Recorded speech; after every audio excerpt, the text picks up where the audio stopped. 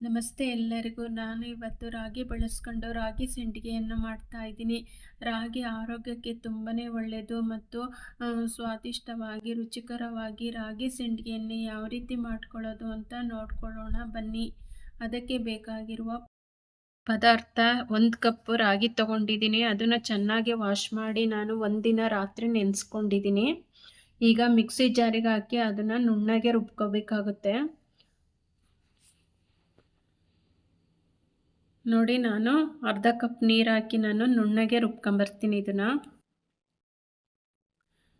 ನೋಡಿ ರುಬ್ಕೊಂಡಿದ್ದೀನಿ. ಈಗ ಒಂದು ಜಾಲರಿ ಸಹಾಯದಿಂದ ಇದನ್ನು ಸೋಸ್ಕೊತಾ ಇದ್ದೀನಿ. 1 ಕಪ್ಗೆ ನಾನು 5 ಕಪ್ ನೀರು ಬಳಸ್ಕೊತಾ ಇದ್ದೀನಿ. ನೋಡಿ, ಮಿಕ್ಸಿ ಜಾರಲ್ಲಿ ಇನ್ನೂ ಸ್ವಲ್ಪ ಇತ್ತಲ್ಲ, ಅದಕ್ಕಿನ್ನ ಸ್ವಲ್ಪ ನೀರು ಹಾಕಿ ಮತ್ತು ಅದನ್ನು ನೀರು ಹಾಕ್ಕೊಳ್ತಾ ಇದ್ದೀನಿ. ಈಗ ಇದಕ್ಕೇ ಈ ಥರ ನಾವು ಶೋಧಿಸ್ಕೊಂಡು ಮಾಡೋದ್ರಿಂದ ರಾಗಿ ಸಂಡಿಗೆ ಅನಿಸೋದೇ ಇಲ್ಲ, ಅಕ್ಕಿ ಸಂಡಿಗೆ ಥರನೇ ಕಾಣುತ್ತೆ. ಒಮ್ಮೆ ಟ್ರೈ ಮಾಡಿ ನೋಡಿ. ನೋಡಿ, ಈಗ ನಾನು ದಪ್ಪ ತಳದ ಪಾತ್ರೆ ತೊಗೊಂಡಿದ್ದೀನಿ. ಅದಕ್ಕೆ ಇದನ್ನೆಲ್ಲ ಸೇರಿಸ್ಕೊತಾ ಇದ್ದೀನಿ. ಈಗ ಒಂದು ಮಿಕ್ಸಿ ಜಾರಿಗೆ ನಾನು 3 ಮೆಣಸಿನ್ಕಾಯಿ ಹಾಕ್ಕೊಂಡಿದ್ದೀನಿ, ಅರ್ಧ ಸ್ಪೂನ್ ಜೀರಿಗೆ ಹಾಕ್ಕೊಂಡಿದ್ದೀನಿ, 3 ಬೆಳ್ಳುಳ್ಳಿ ಸೇರಿಸ್ಕೊತಾ ಇದ್ದೀನಿ, ಇಂಗುನ ಅರ್ಧ ಸ್ಪೂನ್ ಹಾಕ್ಕೊತಾ ಇದ್ದೀನಿ. ಅರ್ಧ ಸ್ಪೂನ್ ಇಲ್ಲ, 1/4 ಸ್ಪೂನ್ ಹಾಕ್ಕೊಂಡಿದ್ದೀನಿ ನಾನು. ಇದನ್ನು ತರಿಯಾಗಿ ರುಬ್ಕೊಂಬರ್ತೀನಿ. ಅಷ್ಟರಲ್ಲಿ ನಾನು ಸ್ಟವ್ ಮೇಲೆ ಬಾಣಲಿ ಇಟ್ಟು ನಿಧಾನಕ್ಕೆ ನಾನು ಹೀಗೆ ಹಿಟ್ಟನ್ನು ಗೂರಾಡ್ತಾ ಇದ್ದೀನಿ. ಎಲ್ಲೂ ಕೈ ಬಿಡಬಾರ್ದು, ಗಂಟಾಗೋ ಚಾನ್ಸಸ್ ಇರುತ್ತೆ. ಹಾಗಾಗಿ ನಾನು ನಿಧಾನಕ್ಕೆ ತಿರುಗಿಸ್ಕೊತಾನೆ ಇದ್ದೀನಿ. ನೋಡಿ, ಹೀಗೆ ತಿರುಗಿಸ್ತಾ ಬರ್ತಾ ಇದ್ದರೆ ಅದು ಹೀಗೆ ಗಟ್ಟಿ ಆಗ್ತಾ ಬರುತ್ತೆ. ನಾನು 1 ಕಪ್ಪಿಗೆ 5 ಕಪ್ ನೀರು ಸೇರಿಸ್ಕೊಂಡಿದ್ದೀನಿ. ಇನ್ನೂ ಬೇಕು ಅಂದರೆ ನೀವು ಇನ್ನೂ 1-2 ಕಪ್ ನೀರು ಹಾಕ್ಕೋಬೋದು. ನಾನು ಹೀಗೆ ಗಟ್ಟಿಗೆ ಮಾಡ್ಕೊತಾ ಇದ್ದೀನಿ. ನೋಡಿ, ಅದಕ್ಕೆ ಬಂದಿದೆ. ಈಗ ಇದನ್ನು ನನಗೆ ಚೆನ್ನಾಗಿ ಬೇಯಿಸ್ಕೋಬೇಕಿನ್ನ.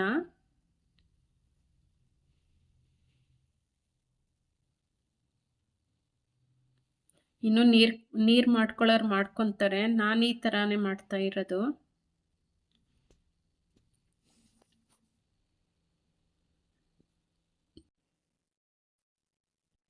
ಈಗ ರುಬ್ಬಿದ್ವಲ್ಲ ಅದು ಮಿಶ್ರಣನ ನಾನು ಇದಕ್ಕೆ ಸೇರಿಸ್ಕೊತಾ ಇದ್ದೀನಿ.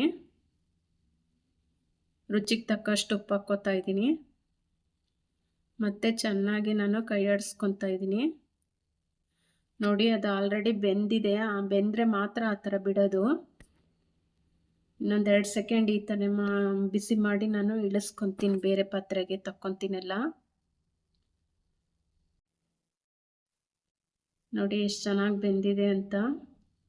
ನಾನೀಗ ಬೇರೆ ಪಾತ್ರೆಗೆ ತಕ್ಕೊಂಡಿದ್ದೀನಿ.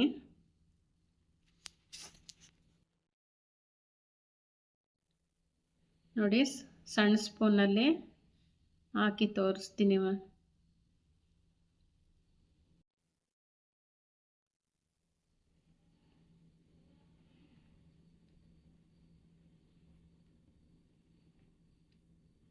ಹೀಗೆ ಎಲ್ಲ ಹಿಟ್ಟನ್ನು ಸಹ ನಾನು ಹಾಕ್ಕೊಳ್ತಾ ಇದ್ದೀನಿ.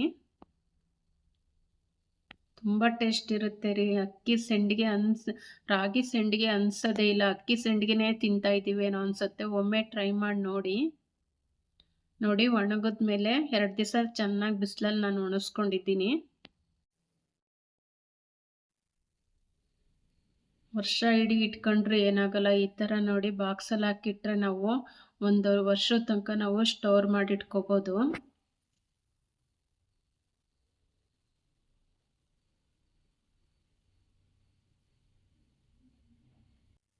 ನೋಡಿ, ಎಣ್ಣೆಲ್ಲಿ ಹಾಕಿ ಕರ್ದು ತೋರಿಸ್ತೀನಿ. ಈಗ